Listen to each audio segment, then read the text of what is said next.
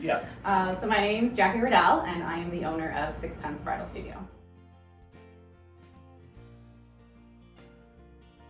So I wanted to create a space that with a unique opportunity in an industry that is so notoriously wasteful, to give brides an opportunity to shop for their dress and not be intimidated by a price tag, but not sacrifice fit and quality of a dress.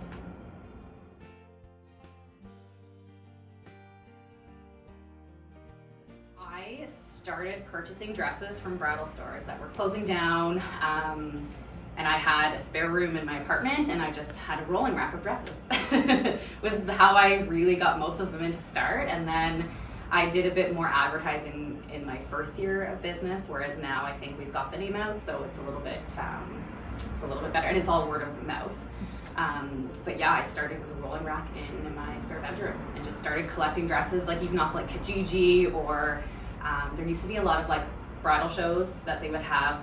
Some of them were like older dresses, so I would always get more of the like classic kind of styles. Yeah, that's pretty much how I started. Prior to that, I have been in the industry doing all sorts of jobs in the bridal industry. But the last thing I did was I was a seamstress, so I was working just out of my apartment. And my main income was bridal and prom. That's kind of what I started with, and I've just never left it. Well, with bridal, you really have to try them on. You have to feel the dress. And I would say probably like 6 or 7 years ago, it was more common for people to be buying their dress online, or it was a bit more of a competition than it is nowadays. But I wanted a storefront for people to be able to come in and just have the feel and touch and try the dresses on.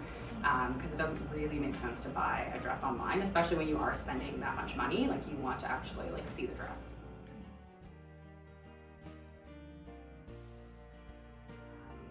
My biggest thing was finding a space. Like, I had the idea for, I think I had my business plan for almost 5 years before I actually found the right space. And even before I found this space, I had signed a lease elsewhere, and then it fell through.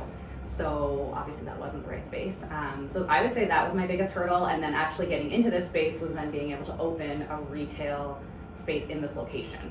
So we have to go through the city and stuff, but that would probably be my biggest obstacle with that. And then getting stock in, like, and getting your name out, because with being consignment, it is a new thing in the bridal industry. But I can say that definitely from opening like day one, I think we had maybe 30 dresses in here, and now we have close to 200. So it's pretty cool going back to like day one to seeing now, and people I think are more open to consignment and giving their dress like a second wear, because really it just gets kind of thrown in the closet or boxed up in a basement. And this way a bride is giving somebody else an opportunity to buy a dress, but also being able to recoup costs for herself as well.